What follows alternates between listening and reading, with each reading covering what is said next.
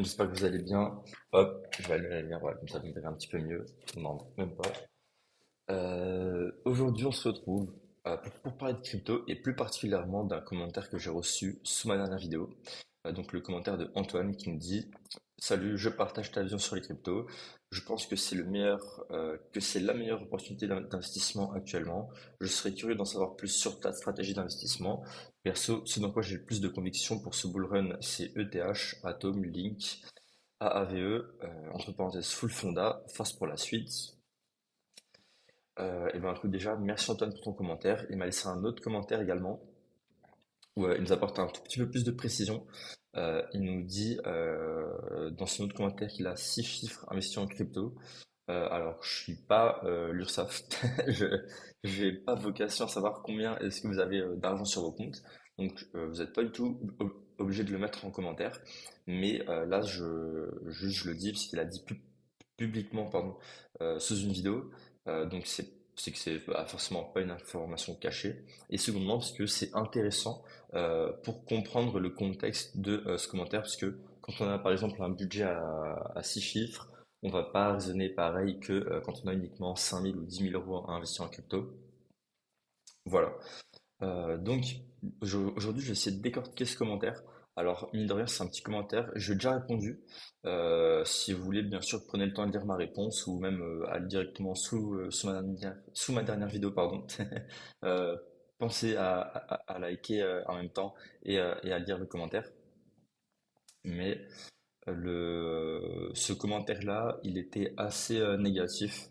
Non pas parce que je pense que c'est pas une bonne stratégie, mais juste parce que je vois pas l'intérêt pour parler français et qu'on se branle entre nous et qu'on se dise ah ouais mec trop bien, elle est super ta stratégie, t'as grave raison et tout. Parce qu'en crypto il y a beaucoup ça.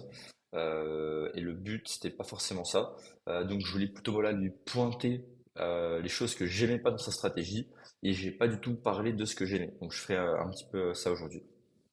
Mais comme je le disais juste avant, je vais décortiquer ce commentaire parce que mine de rien, même s'il est court, il y a énormément de choses à dire. Et surtout, en fait, il y a plusieurs niveaux de raisonnement. Et c'est pour ça que je trouvais que c'était un commentaire très intéressant, qui méritait même une vidéo à part entière, parce que c'est un commentaire qui va nous permettre d'élargir et d'approfondir des idées qui sont extrêmement intéressantes. Donc, premièrement, au-delà, bien sûr, après on parlera des projets en eux-mêmes, mais juste avant ça, au lieu de parler des projets, on va d'abord parler du nombre de projets. Donc là, on voit 4 projets. Donc, c'est-à-dire qu'il a fait le choix. Donc, Antoine, salut d'ailleurs si tu regardes la vidéo, il a fait le choix d'investir tout son argent sur 4 projets, dont ETH et 3 altcoins. Donc, déjà en soi, c'est un choix qui est intéressant.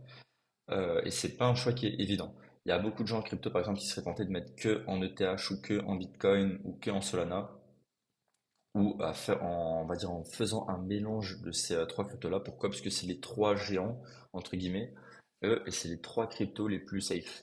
C'est là où on va dire on a potentiellement le moins de risque de tout perdre. Le risque systémique, on va dire entre guillemets, est très faible. Il y a très peu de chances que ETH parte à zéro demain, que Solana parte à zéro ou que Bitcoin parte à zéro. Après, bon, je suis pas là pour faire de probabilité, puisque dans tous les cas, c'est pas mon corps de métier, je pourrais pas et je pense pas que personne puisse vraiment prédire l'avenir des crypto-monnaies. Mais ce qui est sûr, en tout cas, au court moyen terme, c'est que ces trois cryptos que je viens de citer, elles ont très peu de chances de tomber à zéro, puisqu'elles sont déjà extrêmement bien implantées. C'est des écosystèmes où il y a énormément de monde, énormément d'utilisation et énormément de choses qui sont déjà développées dessus. Enfin bon. Donc maintenant, on voit qu'il a choisi 4 projets. Là où c'est intéressant, c'est que c'est uniquement 4 projets. Donc, si un projet tombe à zéro, il perd 25% de son capital total, ce qui est énorme. Après, voilà, ça c'est le risque qu'on qu'on choisit chacun. Moi, par exemple, je sais qu'au départ, mon problème, c'était l'inverse. C'était j'avais trop de lignes, j'étais trop dilué. J'avais par exemple 20 ou 25 cryptos avec des lignes parfois à 300 $, 400 $. Donc, bon, bah, on va dire ça s'empile les unes sur les autres. Mais au quotidien, je peux pas aller check 20 projets. Je comprends pas ce qui se passe dans les 20 projets, je connais pas la communauté des 20 projets. C'est un petit peu compliqué, qu'on ne peut pas suivre 20 projets. Sauf si c'est votre, même si c'est votre, comment dire, même si c'est votre taf à temps plein, je pense que vous allez avoir besoin de personnes sous vos ordres qui font ça pour vous, parce que c'est trop de choses à gérer. Mais bref. Donc ici, on voit qu'il est sur 4. Personnellement, je pense que le sweet spot, comme on dit en anglais, vraiment l'idéal pour profiter du bull run un maximum, ce serait 8 cryptos. Alors j'avais déjà réfléchi énormément à ce nombre, pourquoi 8, pourquoi pas 12, pourquoi pas moins. C'est un peu arbitraire, mais on va dire au-delà de 10, on a tendance à être trop dilué. Et en dessous de 5, moi personnellement, je suis pas à l'aise d'avoir de base dans mon portfolio une ligne qui représente 25% de mes assets. Si c'est un projet qui explose et qui ensuite est surreprésenté dans tous les projets que vous avez, pourquoi pas? Là, c'est différent.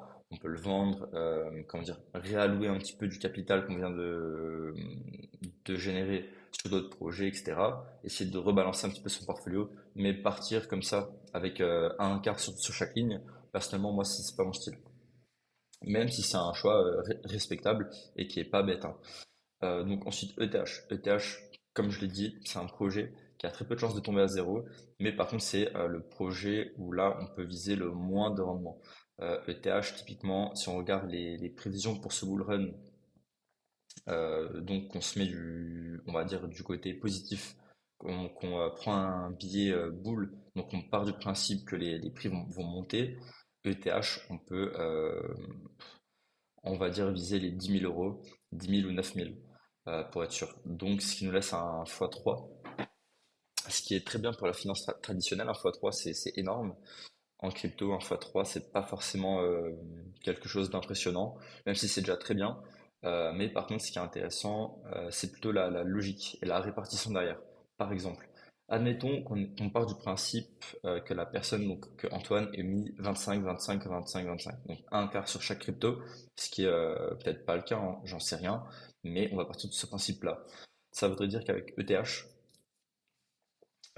si il vend, on va dire, au peak bull run dans de bonnes conditions, il arrive à faire 75 000 euros. 75 000 euros. Donc, ça couvre, on va dire, deux cryptos qui tombent à zéro. Donc, par exemple, si la moitié de son portfolio tombe à zéro, ce qui est peu probable, hein, mais c'est pour vous montrer un petit peu le raisonnement. Si la moitié de son portfolio tombe à zéro, il aura toujours sa position, par exemple, de Atom à 25 000 euros, sachant que dans le bull run, elle ne devrait pas baisser. À la limite, elle pourrait stagner, mais il y a très peu de chances qu'elle baisse. Donc, on va partir du principe qu'il est toujours ses 25 000, plus les profits d'Ethereum, donc 100 000. Donc, même si la moitié de son portefeuille se casse la gueule, il n'aurait rien perdu. Et ça, on va dire, c'est dans le pire des cas. Donc, c'est vraiment dans le pire des cas, dans un des pires scénarios possibles, il est à break-even, donc c'est-à-dire qu'il perd rien. Bon, il aura rien gagné, malheureusement, ce serait dommage pour lui, mais au moins il perd rien. Donc c'est déjà une manière, on va dire, un petit peu de voir la gestion du risque au travers des actifs choisis, ce qui est intéressant. Euh, Personnellement, moi dans mon portfolio, j'ai pas de ETH, j'ai pas de Solana, j'ai pas de Bitcoin. Solana, j'en avais, j'ai fait un très bon trade, j'en avais acheté à 10 euros, je les ai revendus à 120 euros, il me semble, donc un fois 12, ce qui est très appréciable, mais c'est pas un asset que je vais hold pendant tout le bull run à tort ou à raison, ça l'avenir nous le dira. Mais en tout cas, je n'étais pas parti avec ce principe-là, donc moi j'ai tout vendu. Lui, on voit qu'il a son état, je pense que c'est, on va dire, le côté sécurisé un petit peu de son allocation, le côté, la partie sécure de son wallet. Et ensuite, là, on voit qu'il est un petit peu plus dégène avec trois projets, Atom, Link et AAV. Euh, Link et AAV, on va dire, bon, AAV c'est le plus simple à expliquer. C'est un protocole de liquidité. Donc, personnellement, je suis pas comment dire, un expert du projet. Je connais pas énormément le projet, mais de ce que je comprends, je l'avais déjà vu par le passé, bien sûr, mais je m'étais jamais trop penché dessus. Et de ce que je comprends, en fait, ça touche à la DeFi. Très clairement, c'est un protocole de DeFi. Donc, on peut, par exemple, voilà, stake ses coins, emprunter, prêter, etc. Donc, c'est un narratif que moi je trouve excellent. Euh, je peux passer sur la page. C'est un narratif que je trouve excellent, mais c'est un narratif de troisième cycle. C'est-à-dire que si AV, et d'ailleurs c'est ce que je dis dans ce commentaire, et c'est pareil pour Link en fait et Atom, c'est que c'est trois narratifs qui doivent péter en dernier. Parce que c'est des narratifs qu'on connaît déjà, qui sont déjà sur les marchés. C'est pas des choses nouvelles. C'est des projets. Donc, AAV, c'est le projet dans ces quatre que je préfère parce que c'est le projet le plus récent. Donc, c'est le projet qui a comment dire, qui a le plus de choses à gagner lors de ce Bull Run. Après, pour Link et Atom, là, c'est encore deux discussions différentes. Link, c'est un très bon projet. Le problème, c'est que c'est un projet qui est très vieux. Vous voyez, enfin, ça date de 2018. C'est un projet qui a déjà dépassé un bull run. Personnellement, j'en avais dans mon porte-monnaie, enfin dans mon wallet. J'ai préféré tout vendre euh, à temps en début d'année parce qu'en fait, si vous voulez, je commençais un petit peu à paniquer, hein, pour être honnête. Enfin, c'est pas vraiment de la panique, mais si vous voulez, je voyais tout le marché qui faisait des fois 10, fois 20, fois 30 euh, tous les jours, tous les jours. Et moi, mes cryptos, elles faisaient pas x10, elles faisaient pas x20 et pas x30 non plus. Donc je me suis dit, ok, là, très clairement, c'est que j'ai mal pensé mon truc, j'ai mal géré mon truc. Et oui, c'était le cas, parce que je m'étais absenté de la crypto pendant trop longtemps. Même si c'était que un an et demi, en crypto, ça va tellement vite que c'est énorme. J'étais plus du tout dans les bons narratifs, plus dans les bons projets. Euh, Il y avait rien qui allait. Donc Chainlink j'ai vendu et vous voyez que le graphique m'a pas forcément donné tort, tout simplement parce qu'en fait ça a stagné toute la fin d'année, ça a stagné. Donc là par exemple quand on regarde fin 2023, euh, même enfin oui fin 2023 début 2024, là c'était une période où il y avait des fois 10 fois 20 fois 30 tous les jours. Link il a fait quoi? Rien du tout. Il nous a fait un petit x2. Le pic on est monté jusqu'à 18 il me semble, 18-19. Donc, en ayant acheté dans la zone la plus basse à 5, on a fait un fois 3 fois 4 parce qu'on n'achète jamais au bottom, ce qui est vraiment pas une perf. Là, typiquement, Link, c'est un asset qu'on veut hold sur le très très très long terme en crypto. Enfin, quand je dis très long terme, c'est là, on parle peut-être 3 ans, 4 ans.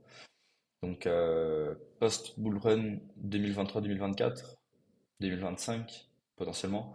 Donc, à voir, à voir. Moi, personnellement, je suis pas fan et je pense qu'il y a pas mal d'autres assets qui pourraient surperformer Link. En plus, on a une capitalisation qui est énorme. On est déjà à 7 milliards. Top 17, on l'a dit tout à l'heure. Alors oui, vu les, comment ça s'appelle?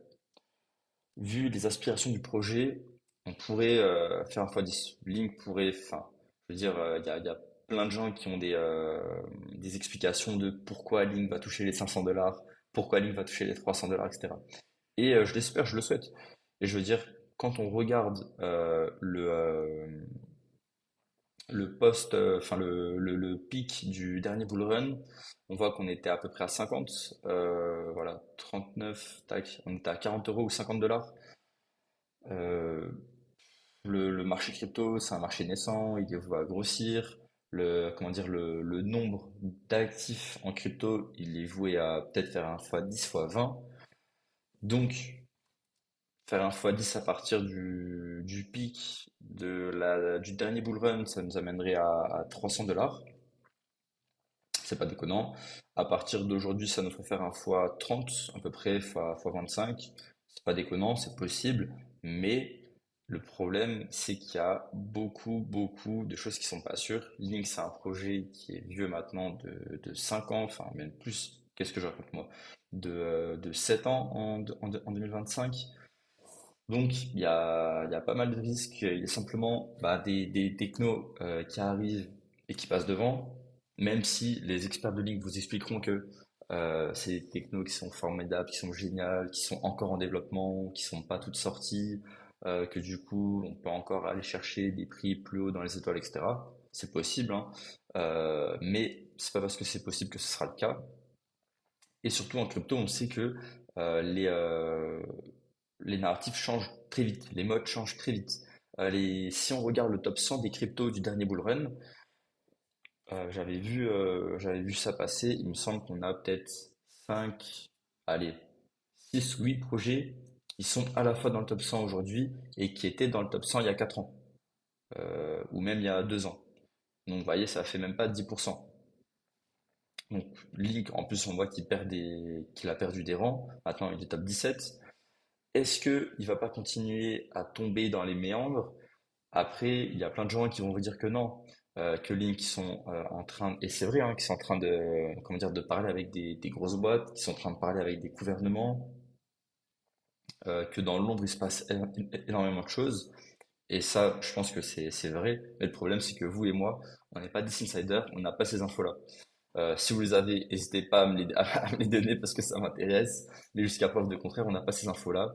Donc c'est vraiment de la spéculation. Mais c'est quand même un projet intéressant. Personnellement, je mettrai pas mes billes dessus. J'en avais avant. J'ai préféré enlever ça. Et Atom, c'est pareil.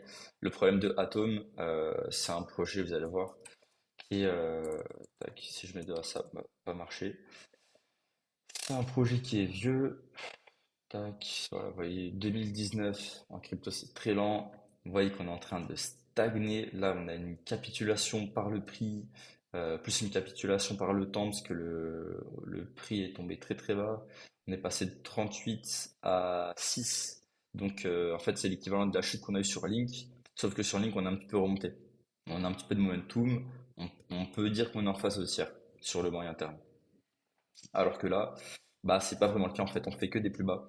Un sommet, ensuite un sommet plus bas, ensuite un sommet plus bas. Là, bon, on avait touché le fond, on a remonté un peu, mais là, depuis, on est reparti vers le fond. Donc, pas forcément un beau graphique, un projet qui est quand même vieux pour la crypto, c'est très vieux. Il est déjà listé sur tous les plus gros exchanges. Enfin, je veux dire, là, c'est un projet que tout le monde connaît. Euh, Moi, personnellement, je suis pas fan. Je préfère investir là où il n'y a pas encore beaucoup de monde et ben, miser sur le fait que ça va croître et que de nouvelles personnes vont rentrer dans l'écosystème. Mais voilà, donc je trouvais que c'était intéressant de vraiment faire la différence entre le risque de la stratégie.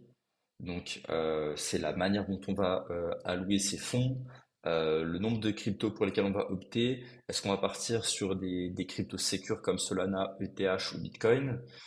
Et la partie risque, mais qui est vraiment liée au choix des projets. Là, on voit qu'on a, on va dire ça, pour moi, bon, je connais pas la répartition en pourcentage. On va partir sur le principe qui est un quart de son, comment dire, de son capital sur chaque projet. Je trouve que c'est intéressant, en vrai, quand on se met à la place des gens, parce que c'est ça aussi qui est intéressant, ça demande quand même du courage de prendre des projets comme Ave, qui sont nouveaux, euh, qui ont pas forcément, comment dire, des années de gérance derrière eux. Enfin, je sais pas si vous comprenez, voilà, qui sont assez récents, quoi, qui ont pas fait l'épreuve du temps, comme on dit. Mais on va dire ça peut être c'est genre 75% gestion bon père de famille et 25% ou voire même 30% des gènes, ce qui en crypto me paraît plutôt honnête. C'est un portefeuille qui est intéressant, mais pour moi c'est pas un portefeuille optimal dans le sens où en crypto on va avoir dans un cycle plusieurs phases de hausse. Chaque phase va correspondre à des narratifs ou à des market cap, donc les grosses cryptos, les plus faibles, etc. Et l'idéal, c'est de profiter de chacune des phases de hausse. Euh, C'est-à-dire qu'à chaque fois que, il y a une hausse, on va être dedans. Et par exemple, pour Atom, vous voyez, on a déjà eu des hausses en 2023 et 2024 sur le marché crypto. Atom, il n'en a pas profité. Est-ce qu'il va pas en profiter enfin, est-ce qu'il va pas profiter de la dernière hausse? Potentiellement, c'est possible. Mais ça veut dire que sur ce projet-là, on a déjà raté deux phases haussières. Donc là où, par exemple, par phase haussière, on peut dire on peut facilement faire un x5, facilement x5, voire x10 si on est placé sur les bons projets, mais on va dire un x5 relativement facilement juste en prenant un petit peu de risque. Euh, donc là, bah, on fait x0, x0 pour à la fin espérer peut-être faire un x10. alors que 5 au carré. Donc on fait x5, après on refait x5, on aurait fait un x25. Donc, bon. Mais ça, c'est des choix qui se discutent. Et c'est pareil pour Link. Même si Link, on va dire, le risk-reward est plus intéressant parce qu'on a quand même profité d'une première phase haussière. Donc pour ceux qui sont rentrés là, à 6 à 6 ou 5 euros. Mais le problème, c'est que la majorité des gens, on va pas se le cacher, ils tiennent leur bague depuis des années. Les gens qui ont du Link ici, ils l'ont pas acheté là ni là. C'est des gens qui sont piégés, qui l'ont acheté ici, ici, qui l'ont acheté pendant 2021, pendant 2022, qui pensaient que le projet allait aller à 200 dollars comme utilisé tout droit et qui maintenant sont bloqués. Il y en a qui refilent leur bague, il y a les nouveaux qui arrivent en crypto qui en achètent un peu, mais grosso modo, c'est plus des gens piégés qu'autre chose. Mais bon, en partant du fait qu'on arrive à acheter, enfin que Anton ait réussi à acheter dans cette zone-là, donc vers les 5 euros, il a déjà fait un x2. Donc au moins, son bac de Link aura profité de deux phases haussières. En partant du principe qu'on va en connaître une autre, une première ici, et pourquoi pas à l'avenir, Link du coup qui fait la vraie explosion qui révèle son potentiel et qui nous fait encore voilà, un petit fois 20 fois 30. Là, ce serait magnifique. Mais personnellement, c'est un pari que moi je prendrais pas. Voilà. Bon, en tout cas, j'espère que c'était intéressant. C'est la première fois que je fais comment dire, une review comme ça. Donc je risque de peut-être un petit peu mâcher mes mots, ça risque de pas être clair. N'hésitez pas à me faire un feedback. En tout cas, voilà, n'hésitez pas à lâcher un commentaire. Pour l'instant, je préfère pas forcément vous parler de projet parce que je me sens pas à l'aise de le faire, mais je pense que ça arrivera très vite dans les prochaines vidéos. Mais pour moi, je trouve que tout ce qui est gestion du risque et on pourrait dire allocation du risque, entre guillemets, c'est un sujet passionnant et je trouve qu'ici, ça s'illustre très bien parce qu'il y a vraiment le choix d'être basé sur quatre cryptos plus le choix des projets. Euh, et ça, c'était assez intéressant pour vous en parler. Voilà, donc en tout cas, j'espère que vous avez kiffé la vidéo. Moi, je vous dis ciao. J'ai hâte de lire vos commentaires. Antoine, si tu lâches un commentaire, n'hésite pas. Et puis on se dit à la prochaine. Ciao.